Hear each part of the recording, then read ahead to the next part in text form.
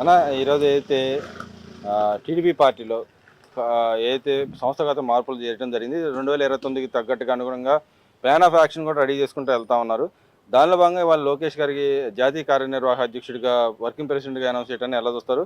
నిజంగానే ఆయన ఈ పదవికి ఇంత త్వరగా ఎలా రాగలిగారు అంటారు? ఆయన కష్టానికి ఫలితం అందినట్టు అయినప్పుడు పార్టీలో అసలు నారా లోకేష్ అది ఒక వైబ్రేషన్. ఆ నేము ఈరోజు ఆంధ్ర రాష్ట్రంలో యువతకి ఒక ఇన్స్పైర్మెంట్. అంటే ఒక ఒక నాయకుడిని చూసి పిల్లలు చదువుకునే వాళ్ళు, ఇగో నేను ఇట్లా చదువుకోవాలి అట్లా చదువుకోవాలి, రాజకీయంగా ఎదగాలి అనుకునే యువత ఈరోజు నారా లోకేష్ అంక చూస్తున్నారు. ఎందుకనంటే ఆంధ్ర రాష్ట్రంలో యువత కూడా పెరిగిపోయింది. యువతరం ఎక్కువ ఉన్న రాష్ట్రం ఏదైనా ఉందంటే ఆంధ్ర రాష్ట్రం. దాంట్లో కూడా మనం చూస్తున్నాం ఈరోజు తెలుగుదేశం పార్టీని నడిపించగల సత్తా ఎవరికొందరా అని అంటే నారా చంద్రబాబు నాయుడు గారు. మరి ఆయన నడిపిస్తానే రాష్ట్రాన్ని ముందుకు నడిపిస్తుంటే పార్టీని ముందుకు నడిపిస్తున్నాడు యువనాయకుడు నారా లోకేష్. మరి ఆయనకి స్థానం ఉందా, ఆ స్థాయా కాదా అని అంటే అది తెలుగుదేశం పార్టీ కార్యకర్తగా, తెలుగుదేశం పార్టీ విధానాలు తెలిసిన వాడిగా నేను చెప్తున్నా. ఒక పార్టీని నడిపించాలంటే ఎంతో మరి నేర్పు కలిగి ఉండాలి, ఎంతో ఓర్పు కలిగి ఉండాలి. ఈ రెండూ కలిసి ఇవే కాదు శక్తివంతుడైన నారా లోకేష్. మొన్న మనం పాదయాత్రలో చూసాం, ఎన్నో ఇబ్బందులు పెట్టారు తెలుగుదేశం పార్టీని, మళ్ళీ భూస్థాపితం చేసాం, అధికారంలోకి రాదని అన్నారు. నాకు నిజంగానే నవ్వొస్తుంది. ఆయన ఆ రోజు మాట్లాడిన మాటలు ఇప్పటికీ నాకు గుర్తుంటాయి. కార్యకర్తల నా బలం, అంబేద్కర్ గారు నాకు రాజ్యాంగాన్ని ఇచ్చాడు, అది నా శక్తి అని అన్నాడు. అది అంబేద్కర్ గారి రాజ్యాంగం ద్వారా ఇంత గొప్ప ఉన్నతమైన భావాలు కలిగిన వ్యక్తి అంబేద్కర్ గారు రాజ్యాంగం గురించి మాట్లాడిన ఒక యువ నాయకుడు మనం చూస్తే భారతదేశంలో ఎక్కడ కనపడరు.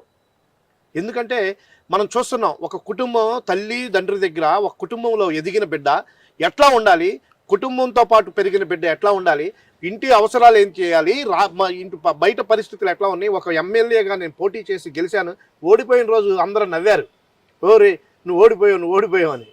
అక్కడే చూపించాడు, బాలు ఇసిరితే గోడకి తగిలి ఎంత ఫాస్ట్గా రివర్స్ చూసి 91,000 మెజార్టీతో గెలిచాడు. అంటే ఇక్కడ మనం చూసుకుంటే గతంలో ఆయన వచ్చినప్పుడు, స్టార్టింగ్లో ఆయన వచ్చినప్పుడు కార్యకర్తల ఇన్సూరెన్స్తో బిగిన్ అయిన ఆయన ప్రస్థానం పార్టీలో కార్యదర్శిగా అయ్యారు. కార్యదర్శి నుంచి తర్వాత మంత్రి అయ్యారు. మంత్రి నుంచి ఇప్పుడు జాతీయ అధ్యక్షుడిగా, జాతీయ కార్యవర్గ నిర్వాహక అధ్యక్షుడిగా ఎన్నికయ్యారు. ఆయన ప్రస్థానం మీకు ఎలా అనిపిస్తుంది? నిజంగానే కార్యకర్తల పట్ల ఆయనకున్న మక్కువ ఎలాంటిది అంటారు? ఇక్కడ తెలుగుదేశం పార్టీ కార్యకర్తలు అలనాడు నందమూరి తారక రామారావు గారు, ఆయనతో పాటు పయనించిన క్యాడర్ అంతా, వారిని నడిపించిన శక్తివంతుడు ఎవరన్నా ఉన్నారంటే నేటికి నారా చంద్రబాబు నాయుడు గారు. మరి ఆయన నడిపిస్తూ, ఆయన పెద్ద వయసు వచ్చినా మరి ఆయన రాష్ట్రాన్ని నడిపిస్తూ పార్టీని ఒక యువతరానికి అప్పచెప్పాలనే ఒక ఆలోచనతో రాబోయే రోజుల్లో అనుకుంటూ, రాబోయే రోజులు కాదు ప్రజెంట్ ఆయనే నడిపిస్తున్నాడు తెలుగుదేశం పార్టీ క్యాడర్ని. కార్యకర్తలే నాకు నిజమైన పార్టీ కార్యకర్తలే అధినేత అని చెప్పారు. ఏ రాజకీయ పార్టీ అన్న చెప్తుందా? కార్యకర్తలే పార్టీ అధినేత, వాళ్ళ నిర్ణయమే ఫైనల్ నిర్ణయం అని ఈరోజు చూస్తున్నాం. కార్యకర్త చనిపోతే, ఒక కార్యకర్త క్రియాశీల కార్యకర్త చనిపోతే మట్టి ఖర్చులకి 10,000 రూపాయలు తెలుగుదేశం పార్టీ మరి ఇస్తుంది. ఎందుకు ఇస్తుంది? కార్యకర్తలు సొంత కుటుంబ సభ్యులుగా ఆయన భావించాడు. మొన్నటిదాకా 5 లక్షలు, ఇప్పుడు 10 లక్షలు మరి తీసుకురాబోతున్నారు రేపు 26వ తారీఖు నుంచి. ఏది మా కార్యకర్తల సంక్షేమం నిధి మరి చూస్తున్నాం. మరి సభ్యత్వం తీసుకుంటే మాకు ఇన్సూరెన్స్ ఉంది. భారతదేశంలో ఎవరికి ఉంది ఇన్సూరెన్స్? ఒక రాజకీయ పార్టీ. మరి చూస్తున్నాం, పేద ప్రజల కోసం పుట్టిన పార్టీ కార్యకర్తల కోసం ఇన్సూరెన్స్ ప్రొవైడ్ చేసిన ఘనత మరి లోకేష్ బాబుకే చెందిద్ది. మరి దాన్ని అందరూ చాలా సింపుల్గా ఆలోచిస్తారేమో. పార్టీని బలపరుస్తూ ఈరోజు జాతీయ తెలుగుదేశం పార్టీకి వర్కింగ్ ప్రెసిడెంట్ అయ్యాడనంటే అందరూ ఏదో తీసుకొచ్చి కూర్చోపెట్లా. నారా లోకేష్ అంటే ఒక శక్తి అని చూపించాడు. యువ గళం పాదయాత్రతో యువతందరినీ నడిపించి రాష్ట్రంలో తెలుగుదేశం పార్టీకి మరి చూసాం, వచ్చిన సీట్లు చూస్తే నవ్వుకుంటారు అందరూ, నిజంగానేనా అని. కాదు, ఆయన శక్తివంతుడు, జ్ఞానవంతుడు. ఎంత జ్ఞానవంతుడు అని అంటే పార్టీని ఏ విధంగా తండ్రిని జైల్లో పెట్టినా ఇంత చెక్కు చెదరకుండా ధైర్యంతో ముందుకెళ్ళి రాజ్యాంగాన్ని చేత్తో పట్టుకున్నాడు. ఆ రోజు అంబేద్కర్ గారు రాసిన రాజ్యాంగాన్ని చేత్తో పట్టుకొని ఇదే నా బలం, ఇదే నా శక్తి అని అన్నాడు. ఎస్, ఈరోజు భారతదేశం నడుస్తుందంటే రాజ్యాంగం వల్లనే. ఆ రాజ్యాంగమే నా బలం, నా శక్తి అన్న లోకేష్ బాబు. అదే కాదు, ఇంకా ఉన్నతమైన పదవులు, ఉన్నతమైన స్థానంలో ఉంటాడేమో. తెలుగుదేశం పార్టీ కార్యకర్తలు కూడా అటువంటి నాయకులు ముఖ్యమంత్రిగా ఛాన్స్ ఉందంటారా? ముఖ్యమంత్రిగా ఛాన్స్ ఏంటండి? అసలు పార్టీని నడిపిస్తున్న నాయకుడు ఉన్నారు మాకు ముఖ్యమంత్రిగా నారా చంద్రబాబు నాయుడు గారు. వారు తదనంతరం వారు ఇంకా 15 సంవత్సరాలు ముఖ్యమంత్రిగా ఉంటారని మా కార్యకర్తల ఆశ. ఎందుకంటే ఇప్పటికి నేటికి 75 సంవత్సరాల యువకుడే ఆయన. యువకుడిగా యూత్ కూడా అంత ఫాస్ట్గా ఉండరేమో. ఆయన ఆలోచన విధానాలు, రాష్ట్రాన్ని ఎట్లా అభివృద్ధి చేయాలి, రాష్ట్రానికి ఎట్లా వనరులు తేవాలని ఆయన ఆలోచిస్తుంటే, మరి ఆయన కుమారుడు మా పార్టీ జాతీయ మరి ఈరోజు వర్కింగ్ ప్రెసిడెంట్ అయిన నారా లోకేష్ బాబు పార్టీ క్యాడర్ని నేనున్నాను, మనందరం బలపడాలి, మన కుటుంబాలు బలపడాలి, మన రాష్ట్రం బాగుపడాలి, మన క్యాడర్ని కార్యకర్తల బలాన్ని ఇంకా పెంచుకుంటే మన కుటుంబాన్ని పెంచుకుందాం. కుటుంబం అని ఆలోచిస్తారండి, ఎవరన్నా ఆలోచిస్తారా? కార్యకర్త అంటే ఏదో వచ్చాడు వెళ్ళిపోతాడు. ఈరోజు ఒక నాయకుడు కొన్ని లక్షణాలు చెప్తున్నాను. ఒక కార్యకర్తలకి ఈరోజు క్లాసులు పెడితే వచ్చి కలిగి తిరుగుతాడు, వాళ్ళతో కలిగి తిరిగి కూర్చొని ఏం జరుగుతుంది ఏంటి, మీ అన్న ఎక్కడి నుంచి వచ్చారు ఏంటి, రాష్ట్ర నలుమూలల నుంచి వస్తున్నారు ట్రైనింగ్కి, వస్తే వాళ్ళతో కలిగే తిరుగుతా. ఆ రోజు పాదయాత్రలో అన్న బాగున్నావా అని పలకరించిన లోకేష్ బాబు ఈరోజు కార్యకర్తల్ని చక్కగా మాట్లాడుతూ వాళ్ళతో కాఫీ టైం ఇస్తున్నాడు, 2-3 అవర్స్ ఇస్తాడు. ఇచ్చి కార్యకర్తలందరినీ వాళ్ళు మంచి చెడు బాగోగులు తెలుసుకొని వెళ్తున్న ఒక నాయకుడు ఎవరన్నా ఉన్నారంటే భారతదేశంలో నారా లోకేష్ బాబే. అదేవిధంగా చూసుకుంటే నిన్న అంబేద్కర్ జయంతి సందర్భంగా ఆయన మాట్లాడుతాను, జగన్మోహన్ రెడ్డి గారు మాట్లాడుతూ ఉన్నారు. అంబేద్కర్ పేరు పలకడం కదా, ఆయన ఆశయాలు అనుగుణంగా పనిచేయాలని చెప్పి మాట్లాడుతూ ఉన్నారు. నిజంగానే ఆయన గతంలో ఆయన పరిపాలన అలాగే జరిగిందంటారా? ఇప్పటికీ ఆయన ఆశయాలు ఆయన ఫాలో అవుతున్నాడు అంటారు? అసలు గతంలో ఆయన విదేశీ విద్య కూడా ఆయన పేరు తీసేసిన పరిస్థితి. అంటే ఎవరన్నీ ఫాలో అయ్యేది? లోకేష్ బాబు అంబేద్కర్ ఆశయాలను ఫాలో అవుతున్నాడు అంటారా? జగన్మోహన్ రెడ్డి గారు నిజంగానే ఆయన అంబేద్కర్ ఆశయాలను ఫాలో అవటం కదండి. అంబేద్కర్ గారు అంటే ఆయనకి ఎంత ప్రేమో అంబేద్కర్ విదేశీ విద్యను తీసేసినప్పుడే తెలిసింది. ఆయన పేరు ఉన్న ప్రతిదాన్ని తొలగించినప్పుడే తెలిసింది. దళితులకి అంబేద్కర్ గారు పెట్టిన ఎస్సీ కార్పొరేషన్ రుణాలు ఎక్కొట్టినప్పుడే ఆయనకి అంబేద్కర్ గారు అంటే దళితులంటే ఎంత ప్రేమో తెలిసింది. 5 ఏళ్ళు వాళ్ళు పరిపాలించిన 5 ఏళ్ళు దౌర్భాగ్యమైన జీవితాలు మరి చూస్తున్నాం. చదువుకున్న విద్యార్థులు మరి ఎస్సీ సంబంధించిన నిరుద్యోగ యువత నిర్వీర్యమైపోయారు. మళ్ళీ తెలుగుదేశం పార్టీ అధికారంలోకి వచ్చిన సంవత్సరంలో నారా లోకేష్ బాబు చెప్పాడు ఇన్ని ఉద్యోగాలు ఇస్తానని, ఇచ్చి చూపించాడు. మరి ఈరోజు చూపించడమే కాదు, మరి చూస్తున్నాం ఈ టీచర్స్ని తీసుకున్నాం, కానిస్టేబుల్స్ని తీసుకున్నాం. ఎక్కడి నుంచి వస్తున్న ఈ ఆలోచనలు అంటే రాష్ట్రాన్ని అభివృద్ధి చేయాలి, నిరుద్యోగ సమస్యను రాష్ట్రంలో తీర్చాలన్న ఒక ఆలోచనతో అంబేద్కర్ గారు ప్రవేశపెట్టిన రాజ్యాంగం ద్వారా బడుగు బలహీన వర్గాలకి రావాల్సిన ప్రతి నిధిని ఈరోజు మళ్ళీ బ్యాంకర్స్ ద్వారా చూస్తున్నాం. లోన్లు కూడా ఇస్తున్నారు, ఎస్సీ కార్పొరేషన్ రుణాలు కూడా రాబోతున్నాయి. అంబేద్కర్ విదేశీ విద్యను కూడా మళ్ళీ ప్రవేశపెడతానన్నాడు.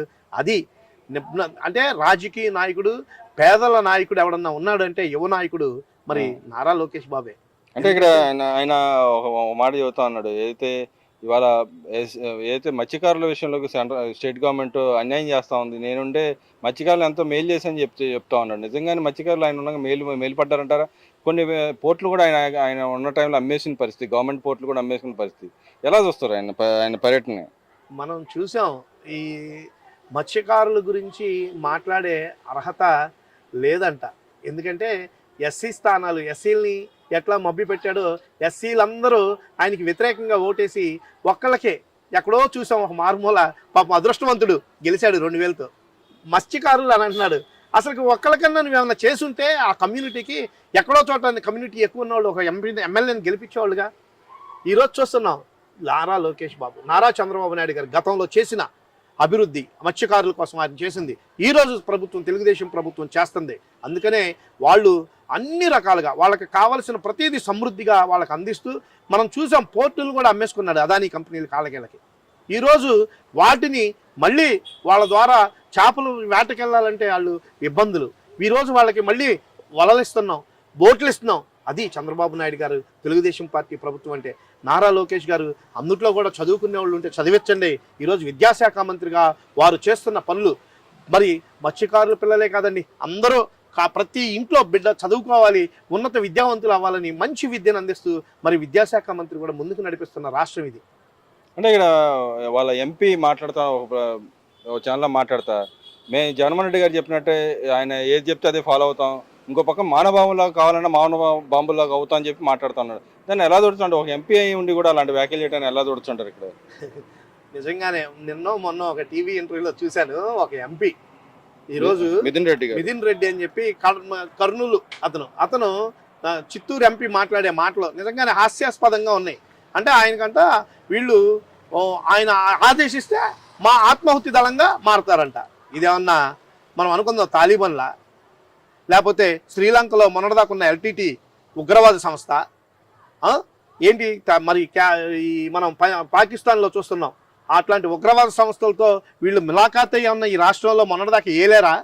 నిజంగానే భయం వేస్తుంది. ఎందుకంటే వాళ్ళ మాటలు, ఒక ప్రజాప్రతినిధి ప్రజల చేత ఎన్నుకోబడి పెద్దల సభలో కూర్చొని మరి పార్లమెంట్లో కూర్చున్న ఒక పార్లమెంట్ సభ్యులు ఈరోజు పబ్లిక్గా కొన్ని లక్షల మంది 5 కోట్ల మంది ఆంధ్రులు చూస్తూ ఉండగా టీవీలో మాట్లాడిన మాటలు, మరి దీన్ని కూడా ప్రజలు కూడా ఖండించాలి. మీడియా ప్రతినిధులు కూడా ఇట్లాంటి విషయాల్ని ఖండించాలి. అట్లాగే ప్రభుత్వం కూడా దీని మీద సీరియస్ యాక్షన్ తీసుకోవాలని చెప్పి ఆయనకి ఎంపీ పథకం అర్హుడు అంటారా? ఈ విధంగా ఒక పక్కన సెంట్రల్ గవర్నమెంట్ అన్న నక్సలిజాన్ని టెర్రరిజాన్ని మా రూపుమాపాలని అంటా ఉంటాయి. ఈయన మేము టెర్రరిస్టులు అవుతాం, ఆత్మహత్య బాంబులు అవుతాం అంటాను ఎలా చూడుతుంటారు? అసలు చెప్తున్నారు కదండి వాళ్ళ పార్టీ వాళ్ళే, వాళ్ళ నాన్న దగ్గర నుంచి వాళ్ళ బాబాయ్ దాకా అంతా వాళ్ళ సంస్కృతే. మరి చూస్తున్నాం మర్డర్లు, గొడ్డల పోట్లు, ఇవన్నీ అంటే ప్రజలను కూడా భయాభ్రాంతులను గురి చేయాలనే ఒక ఆలోచనతో చెప్తున్నాడేమో ఇతను. రేపు రాబోయే ఎన్నికల్లో ఎట్లాగో నేను కూడా గెలవను, ఇట్లా అన్న బెదిరిస్తే నా స్థానాలు నాకు వస్తాయి అని ఆశపడుతున్నాడేమో. ఉన్న 11 స్థానాలు వస్తాయని రావు వాళ్ళకి. ఎందుకంటే ప్రజలు చూసి నవ్వుకుంటున్నారు, ఈడెవడు ఈయన ఎంపీగా ఎట్లా పంపించామని.